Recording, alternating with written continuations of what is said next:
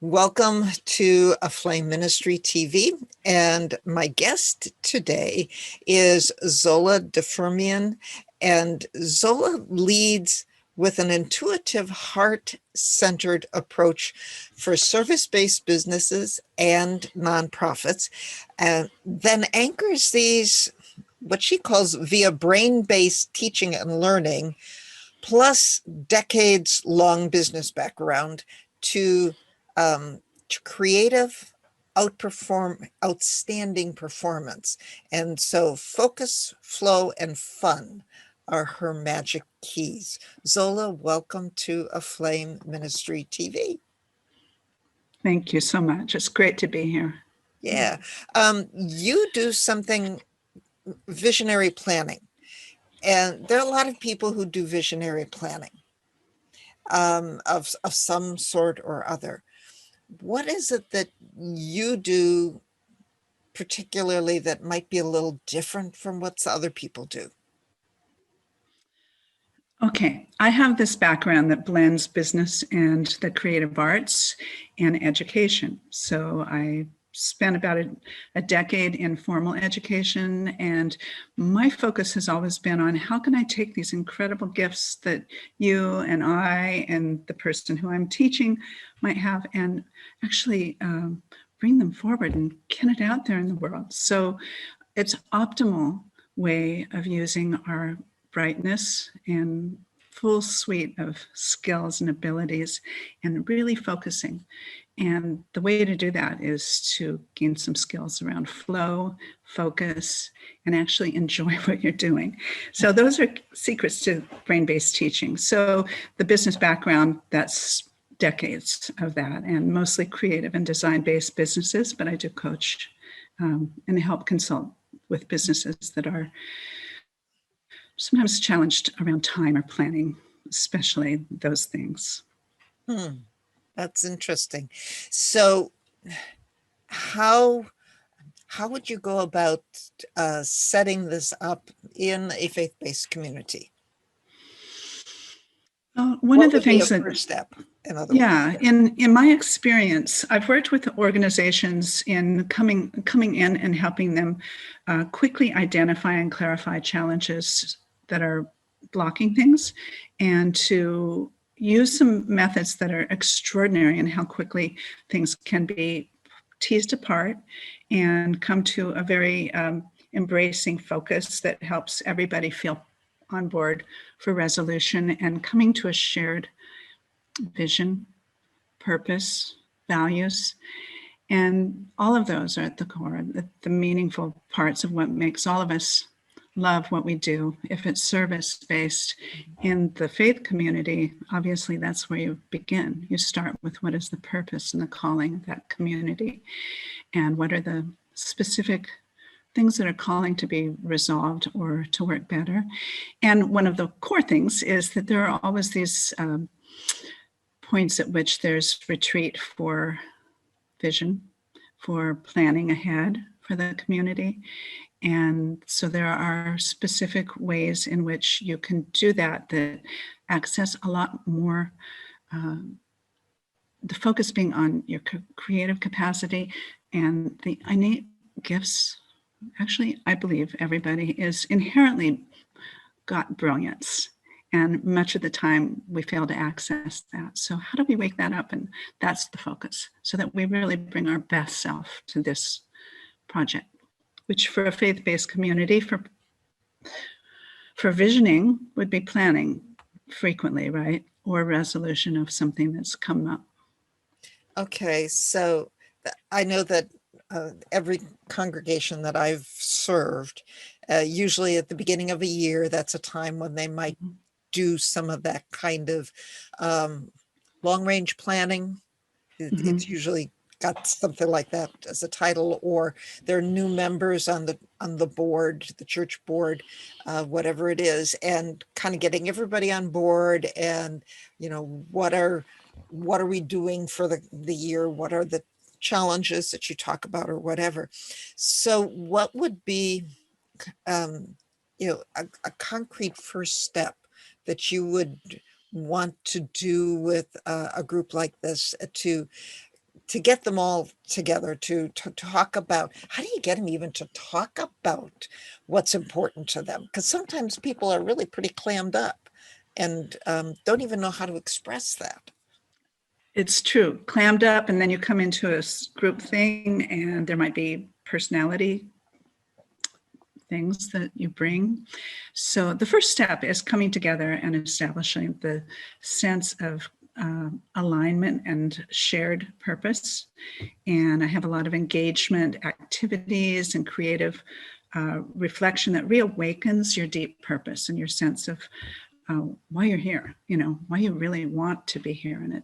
And so to bring everybody into this positive intention for clarity and collaboration and being effective using the time well. So introducing the structure of how that, whether it's a 1 day, is going to be different than a 3 day. For example, right now I have upcoming a 3 day visioning and planning retreat.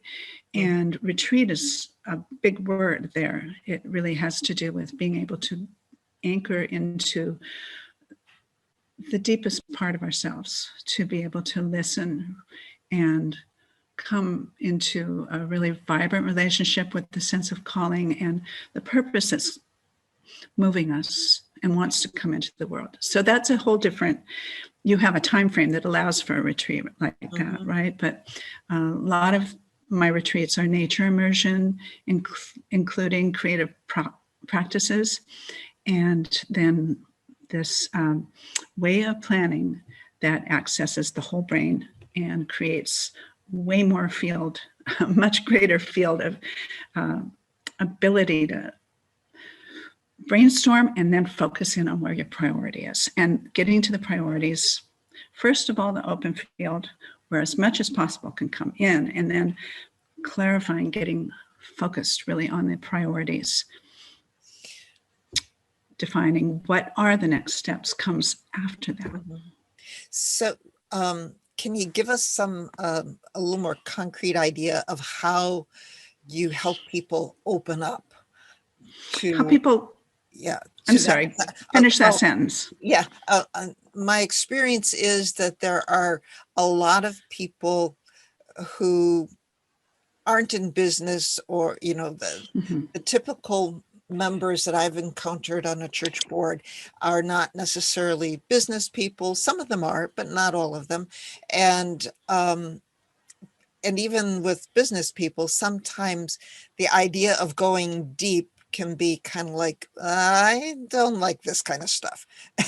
And so I feel a lot of resistance from people for things like that.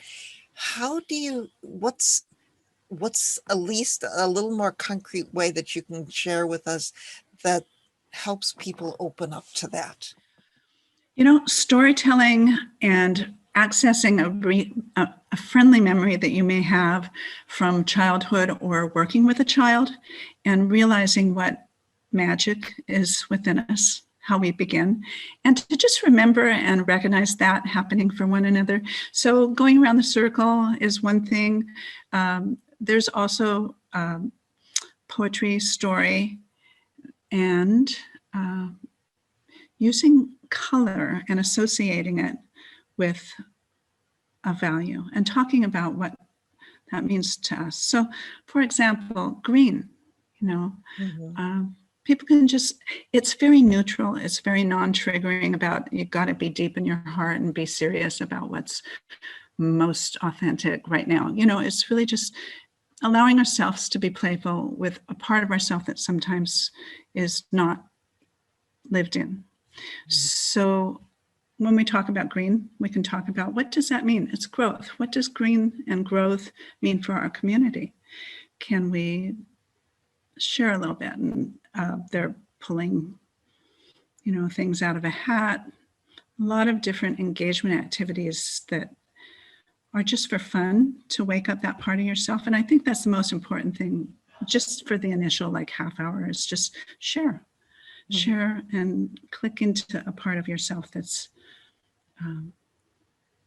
fresh, and to set that's the intention. Okay, so that reminds me of something I learned years ago, something called Quaker questions.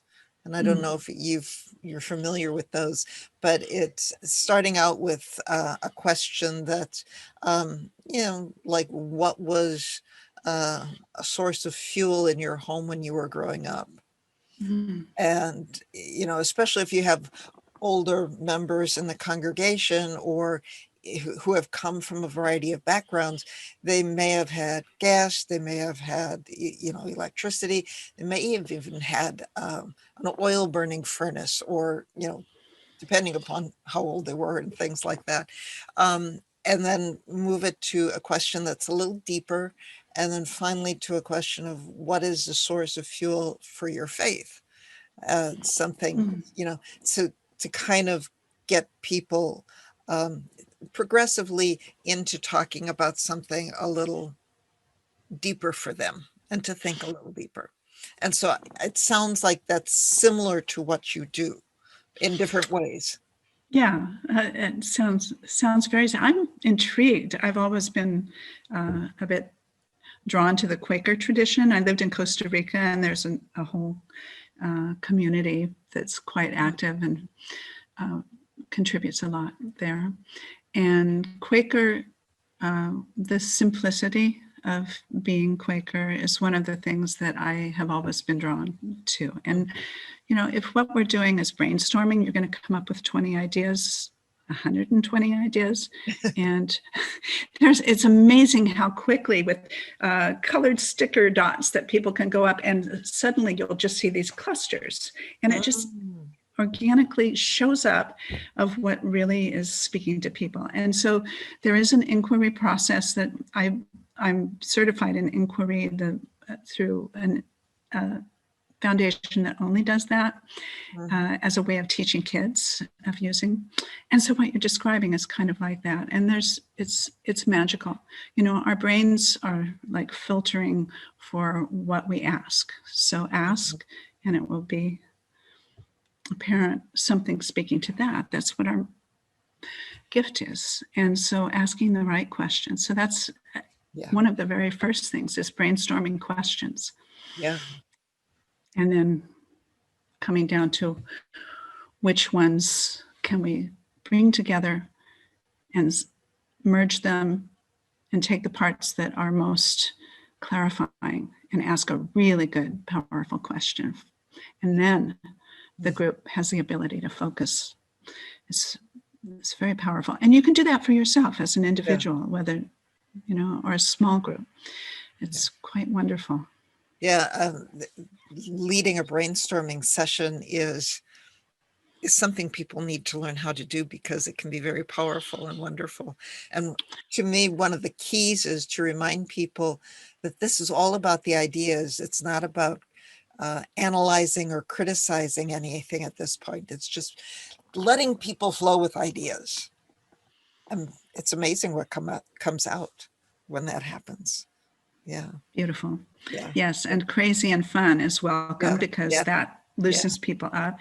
And one of the neat things that I've seen happen over and over is when you reach that point where there's no more coming, that's like there's gold right underneath there. It's like keep on digging a little bit because the brains and the whole being starts trying to access what else, and is asking and is already jazzed and kind of in a mode. Brilliance. Quite brainstorming is a fun thing, and you can do it for yourself. Like I always would at the end of a year, just write down as many questions as I can as quickly as possible, and then later go back and with a highlighter just mark 10 and then look at those 10 and do the same kind of process. It's a really come down to 3, restate, and then once you've framed what you're going for, the answers come. That's a neat idea for individuals in business, but also like for the individual faith leader of a group to be able to do some personal brainstorming. Where would they like to go and what would he or she, take as kind of directions for the year. So what are some other things? Okay, you get people opened up to some of the vision and some of the possibilities, what would be kind of the next basic step? Well, more basic than that is before you even arrive, the whole situation is designed to meet the needs of the group, right? And what the purpose is for the meeting. So there's research and coalescing input. And then the structure will be defined by that, right? If it's a one day and we're going, would you give me an example? Like a group coming to, would it be a year-end retreat or a quarterly project planning, values? It could be any of those things. Many of the things I've seen done, like what I referenced at the beginning, would be like at the beginning of a year, usually the January board meeting, and maybe take a half a day if you're lucky to get them all together, to commit to a half day on a Saturday to do some planning and group work type of thing, and to get people to coalesce as a group and have some of that common purpose and common vision. But then, where do we want to go this year as a community, as a congregation? So even, condensing it further to a half day, which I know gets harder and harder to do those kinds of things that way. You can get a lot done in a half day, but there is groundwork beforehand that has to happen. And I'm pretty clear that when you have your purpose set and you've defined it and you bring in a variety of things with intention, you can get down to a real clarified spoken intention. And I think that's what you're talking about. It's like, okay, we need to get everybody on board and define what our purpose is. And then what are the projects that serve that purpose? And it's very, if I do a 3-day, it would definitely be project-based. And when I do an individual consultation, it will be project-oriented, because then you're able to work with the nitty-gritty of what needs to get done, what's the time frame that it has to happen, what's the ideal outcome, and how can we make those steps fit in the time, what steps are crucial. And so you can do that. It's really a project management, project planning approach, which also happens to be the most powerful way for people to learn. When you're in education, hands-on, experiential, and project-based, just get your whole self involved. And then what can happen is really concrete. Yeah. Okay. As I think about this, anybody that's going into like a building program, that would be a great thing to do. Make sure you do something like this. But right now, because of, we're talking during the midst of the COVID pandemic, and a lot of things are shifting and changing, and that's going to continue as we move forward.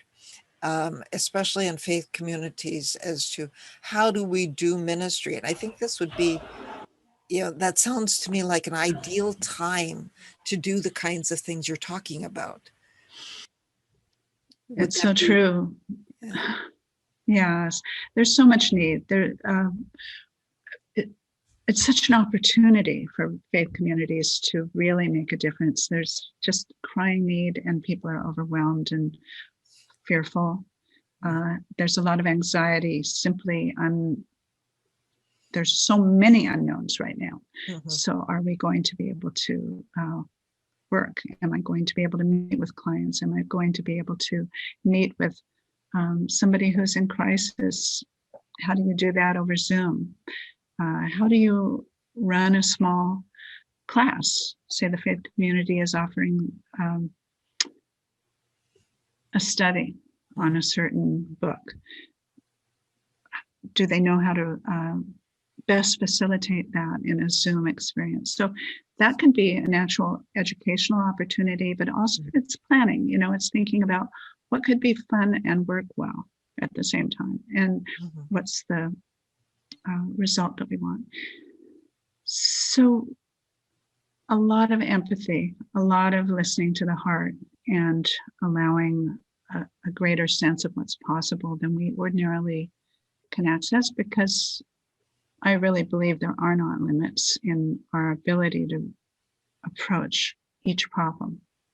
You know, we have the ability to access solutions for the problems that we have right now.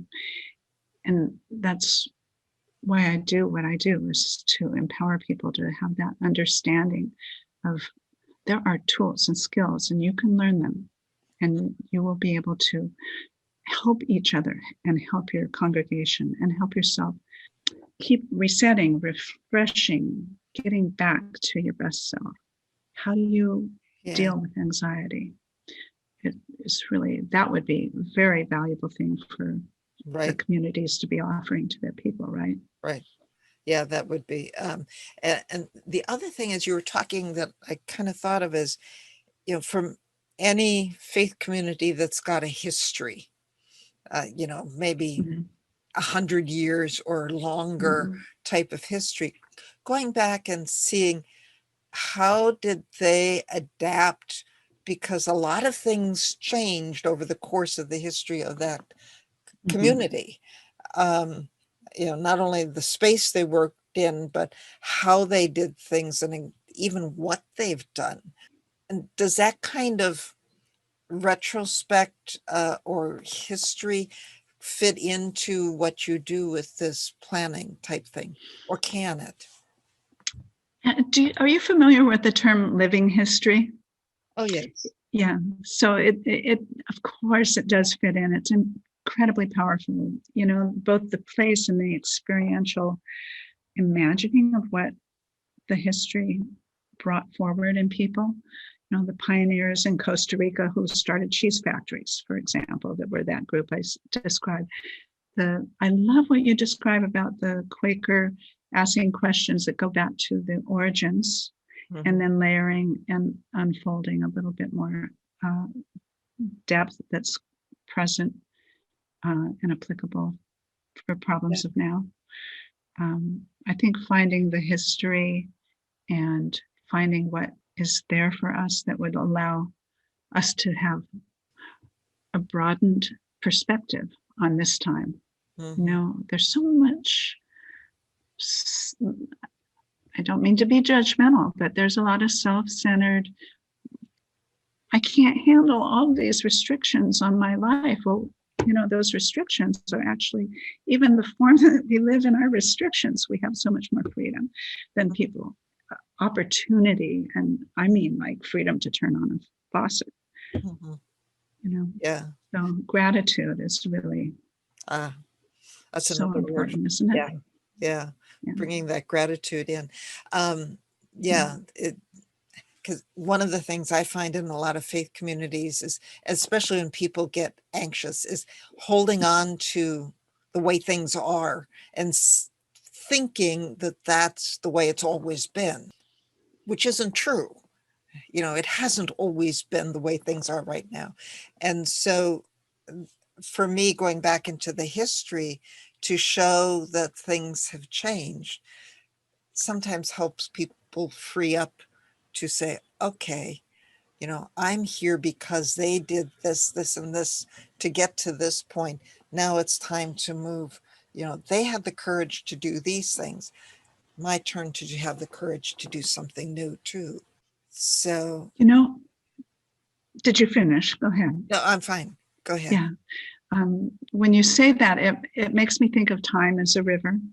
And one of the images I mentioned to you somewhere was about vision mapping, which is part of the visioning process, right? So when you're getting ready to start actually sequencing actions that need to happen over time, you know, the river, the flow of time, we can't control that everything won't go into another level, a different way of lockdown, or that something unexpected comes out of the blue. We never really do control everything that's coming, right? We like to try to, you know, and a lot of times we like sit in this part of our minds that makes us feel comfortable. The illusion of control, but it really is an illusion. So that river is the theme for vision mapping that I like to Hmm. use. And how interesting that we could also go back and put some markers in there to remind ourselves of we need to carry this forward, this value or this unique perspective from a sense of history in our community. Mhm. What was and what is and what will be. It's all a Yeah. flow. Yeah. Yeah. So is there any last little bit of something that we haven't touched on that you feel is really important to this process um, before our time is up here? So, Well, time is precious, and I think the most important thing is to know that it's essential to be intentional, to get clear, to take the time to plan in order to have the results that you want really clear, in order to be like a hawk. It can be so high in the sky and it's still looking for something so small. And mhm. it's constantly in motion, constantly having to adapt to the winds of change, but it's still on purpose and focused. And it has a high perspective that sees the whole landscape. So that image and the images from nature that help us, the Native Americans actually had a religious system based on taking our lessons from life, the way everything is. And that's a little bit of my personal history. Is I grew up really connected to nature, and human level of what I was exposed to was not so fabulous. Mm, But by being connected with the real living world and the source of life for each of us and of our opportunities to live a good life, by connecting it to the bigger picture of nature and seasons, this is a key part of it for me. And we don't know what is going to happen 12 months from now. We can't set a year ahead, but we can certainly think in terms of seasons and what is possible for us in this more flexible framework, and look outside and notice what's happening around us and what would be appropriate mhm. and optimal for now. So using this time and what's possible, well,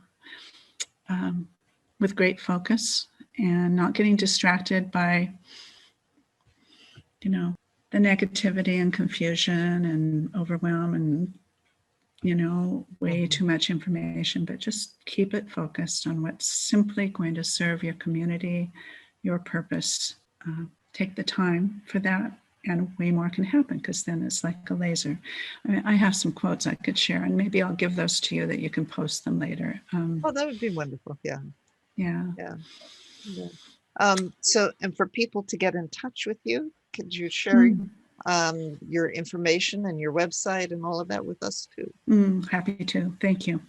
Um, my business is Creative Momentum for small business and creative professionals. That's where it came from originally, but I've expanded who I serve. The creative-momentum.com, is my website. And I do have a free gift there that somebody could look at if you're interested in working or finding out more. I am on Facebook, pretty active in different Facebook groups, but you can look up Zola de Firmian or Creative Momentum. And I do mastermind groups, and that's one of the things that we haven't touched on that I find delightful. A very powerful way of collaborating and bringing out the most that we can get done by supporting ourselves and supporting each other with a sense of community and collaboration. Right. So mastermind groups are exciting. And I've done that for many, many years, facilitating them. And why that came in here is Creative Momentum. You can also find it through Creative-Matrix or Creative Matrix. If you're searching on Facebook, they both lead to my Facebook business page. Okay. So. And the spelling for Zola's name is on the screen here. So so everybody can know what it is and find you appropriately. Yes, and you don't have to spell it, you don't have to pronounce it right. But De Firmian, it's a 2-word last name, starts with DE for the last name. Yeah. Thank you. And so Zola, thank you so much for being here and sharing your gifts and your expertise for helping people think a little bigger and use the visioning process to move ministry forward. So, and share a little bit more of God's love in each community. So thank you and God's blessings to you and for all of yours. Stay tuned for the next episode.